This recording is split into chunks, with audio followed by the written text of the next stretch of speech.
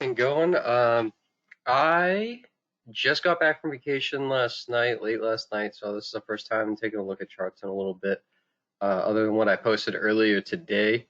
Um, but one thing that I had noticed, and one thing that I wanted to highlight when I was going through my charts is uh, we've got a really interesting uh, decision coming up on the euro pound. So these are weekly segments. So we breached into new segments.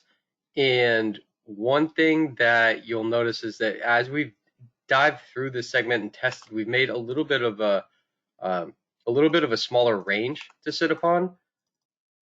Excuse me. And if you look at that range, it makes for a really nice lower time frame play. Something that you can kind of pre-plan for a little bit.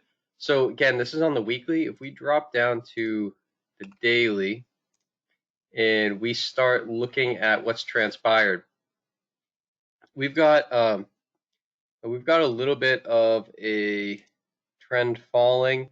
I don't know that we'll draw this out long enough to test right around here, but what it can give us is a little bit of a stop loss since we are so tightly at the top of that weekly segment.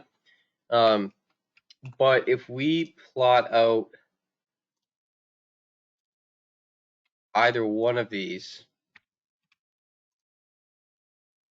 really gives us a nice opportunity, right? If we take the swing or if we take the validated, which I assume it's validated, it looks to be a decent retracement.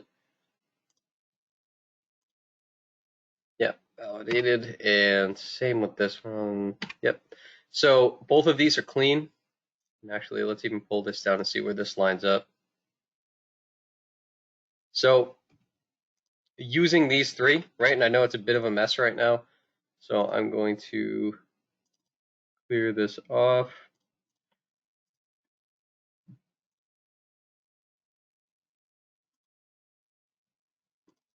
I'll pull the 78.6 out. Using these three, we've really got a little bit of a zone starting here, and actually I wanted that 50 gone too.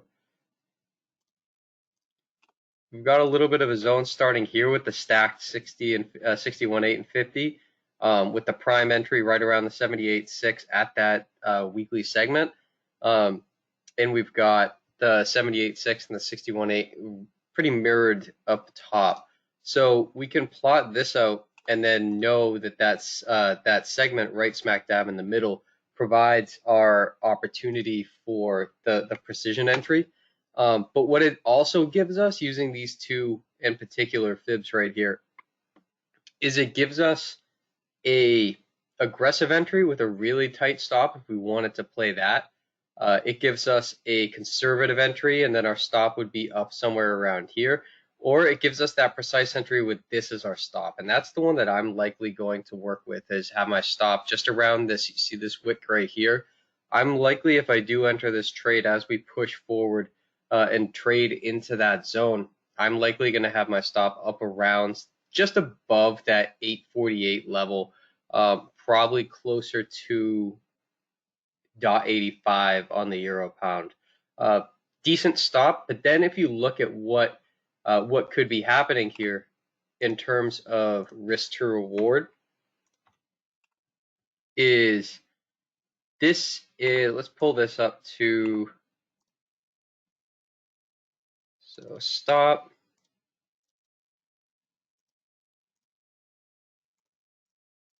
So there's our risk. And our reward, if you noticed, when we first started, we played this range. Well, if we're working with one of these as an entry, let's just assume we use that, then our stops or our completions sit well below where that range ends, that we're currently bouncing off of fairly aggressively, if I do add. But if you look at that as your reward, well, it doesn't seem like the largest trade. If you give yourself, so we've got one.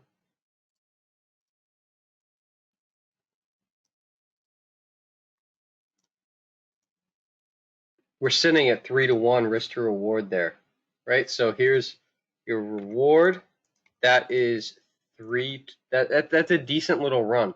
And it would probably net you a decent gain no matter how you traded this. So for me, what I would likely look to do, especially if we can draw this out and test around here, working with any one of these fibs, but in particular this one with the deep retracement on the 78.6 of this little impulse run that we've got here. Anything right around, and let's even shrink this a little bit because this has already happened. So anything kind of within this zone, to me, would act as a really good opportunity because you've already broken into this segment. Yes, we're playing with that range bottom, but we've got a really tight stop, decent risk to reward, and that's more what I'm looking for when I'm planning out trades is what gives me a high probability that'll give me decent risk to reward so that I can sustain while I'm working with these trades. So that to me is a really nice setup, leveraging just some basic structure paired with a little bit of fibs. Just something I noticed while I was looking through that I thought worth mentioning. So I'll share the chart for this, but just wanted to quickly highlight that opportunity.